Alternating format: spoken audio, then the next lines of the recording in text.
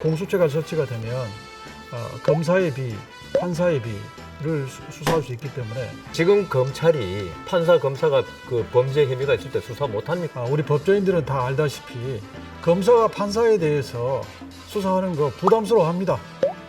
검사와 판사가 이렇게 같이 앉으면 검사는 늘 판사한테 상석을 권합니다. 사법부로서 존중하는 거죠. 검사가 스스로 어떤 이유로 자기 권한을 포기한 거죠. 그거는 공수처가 지금 없어가지고 그렇게 검사가 자기 권한을 포기한 건 아니죠. 그동안에 역사적으로 검찰이 가지고 있는 그 권한을 올바르게 제대로 사용하지 못했다.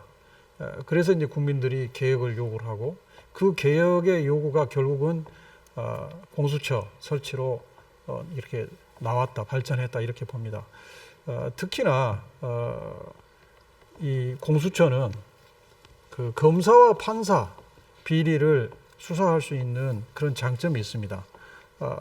검사는 본인들의 비위에 대해서 또는 판사의 비위에 대해서 수사하는 것에 대해서 상당히 부담을 느낄 수밖에 없습니다. 그런데 이 공수처가 설치가 되면 검사의 비, 판사의 비를 수사할 수 있기 때문에 그 점에서라도 네. 이 기관이 필요하다.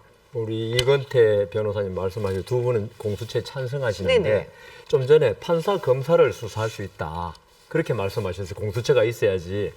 그러면 지금 검찰이 판사, 검사가 그 범죄 혐의가 있을 때 수사 못합니까? 우선 그걸 물어보고 싶어요. 지금 검찰이. 그렇습니다. 검사가 그 판사에 대해서 수사했죠. 했는데 우리 법조인들은 다 알다시피 검사와 판사에 대해서 수사하는 거 부담스러워합니다. 우리 예컨대 검사와 판사가 이렇게 같이 앉으면 검사는 늘 판사한테 상석을 권합니다. 사법부로서 존중하는 거죠. 그렇게 우리는 배워왔기 때문에 검사가 판사의 비리가 온 국민한테 알려져서 수사할 수밖에 없는 건 엄정하게 수사하지요. 그런데 암장된 판사의 비리 이런 것에 대해서는 검사가 굳이 적극적으로 수사하려고 하지 않는 게 현실이었습니다. 그거는 공수처가 있기 때문이 아니고 검사가 스스로 어떤 이유로 자기 권한을 포기한 거죠. 그거는 공수처가 지금 없어가지고 그렇게 검사가 자기 권한을 포기한 건 아니죠. 그 현상이 검사가 검사의 수사, 판사의 수사를 확실하게 못했다고 하는 현상은 있지 않습니까?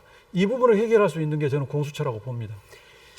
공수처의 저는 필요성이 과연 무엇인지에 대해서 입법 발의한 분들의 의견이나 여러 가지를 봐도 별로 수긍이 되질 않습니다.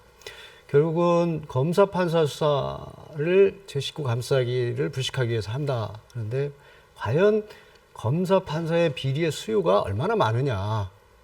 그리고 제가 아는 범위 내에서 오히려 검사에 대한 수사는 제 식구 감싸기의 어떤 비난을 듣지 않기 위해서 더욱 가혹하게 했습니다. 그래서 상당 부분이 무죄가 나고 작은 부분이 인정돼도 법원에서 중한 실형이 선고되는 그런 예가 많이 있었습니다. 지금 이건태 변호사님께서 말씀하신 대로 좀 부담스러운 측면, 그건 인정이 됩니다. 그렇지만 지금 우리 상설특검법이 있습니다. 그 내부에서 부담스럽거나 정말 이해 충돌이 되면 법무부 장관이 특검에 요구할 수 있도록 돼 있습니다.